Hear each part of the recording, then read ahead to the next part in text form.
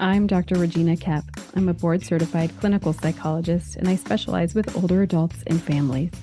I created the Psychology of Aging podcast to dispel myths about aging, destigmatize mental health for older adults, and improve access to mental health care.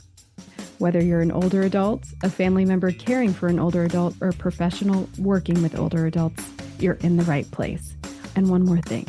If you're a licensed mental health provider like a social worker, psychologist, counselor, therapist, or an aging life care expert or certified care manager looking for continuing education focused on mental health and aging, simply go to mentalhealthandaging.com to learn more about how to earn your CEUs. All right, let's jump into today's episode.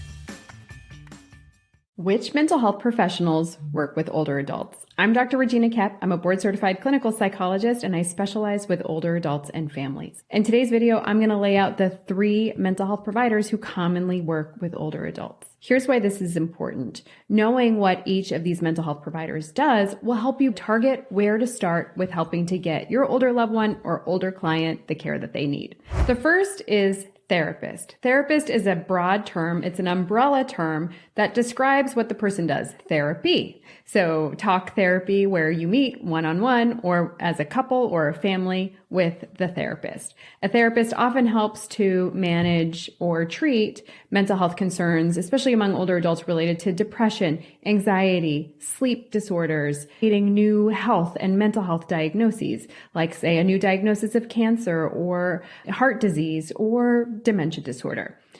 A therapist can be a social worker, a psychologist, a licensed marriage and family therapist, a licensed personal counselor. All of these professions can call themselves a therapist. What's really important here is that the person is licensed in the state that you are looking for care in. So therapists often offer individual psychotherapy sessions. So again, that's talk therapy. Those sessions might last 45 to 60 minutes for an individual session, or 45 to 90 minutes for a family session.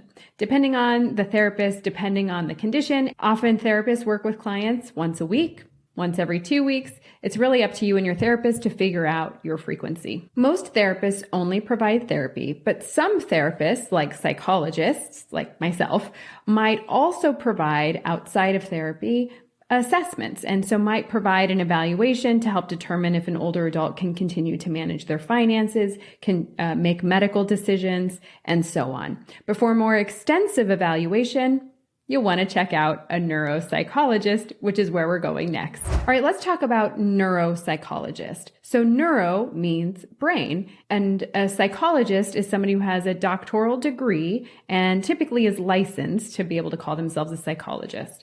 So a neuropsychologist is a psychologist of the brain, but their main function is assessing and diagnosing brain conditions. And this is where they come in for older adults, because dementia disorders are brain disorders. And so neuropsychologists are incredibly helpful in identifying, does the person have a dementia disorder? And if so, what is the dementia disorder? There are many different types of dementia disorders, Alzheimer's disease being the most common, then vascular dementia, then Parkinson's and Lewy body dementia, and so on. So having a neuropsychologist do a formal evaluation can take several hours and often might be done over a course of a few days. And then typically the neuropsychologist will meet with you and your loved one, the older adult, to give feedback about what the testing showed. Many older adults who don't have dementia just want to get a baseline of how their brain is functioning now so that as they age, they can compare how their brain is doing down the road to how they're doing now. And neuropsychologists can often help with that as well.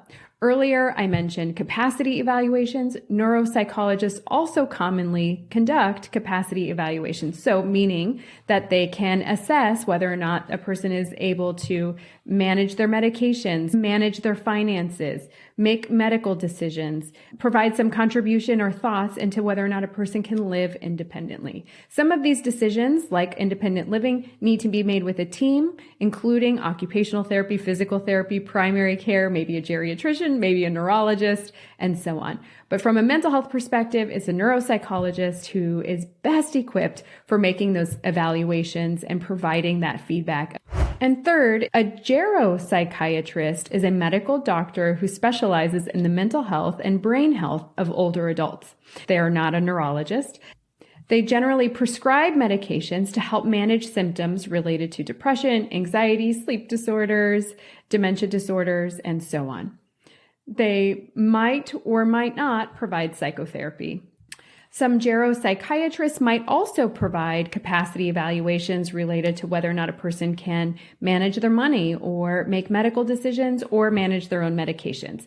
Every person operates within their own scope of practice, so it's really important to ask what that provider does and then follow their lead in what they say they can and cannot do. If they can't do something, ask for guidance about where to get that need met. All right, if you need help finding a mental health provider who specializes with older adults, I invite you to check out our national provider directory. It's free at www.mentalhealthandaging.com. There you will find therapists, neuropsychologists, geropsychiatrists, and more. I hope you check it out. That's all for today. Just a reminder, if you're a licensed mental health provider looking for continuing education focused on mental health and aging, simply go to mentalhealthandaging.com to learn more about how to earn your CEUs. Calling all mental health providers. Have you been feeling ineffective, stuck, or unsure of how to best help your client with memory loss? Well, it's not your fault. Most therapists haven't had any training in addressing memory loss or cognitive changes in therapy. But I got something for you. In my free 10-minute video where I walk you through 5 steps for helping your clients presenting with memory loss, you'll learn the difference between memory loss and mental health concerns for older adults and how to help. Get this free training and a bonus workbook that you can start using in your clinic today. Simply go to www.mentalhealthandaging.com/clarity to learn more. That's www.mentalhealthandaging.com/clarity, CLARITY.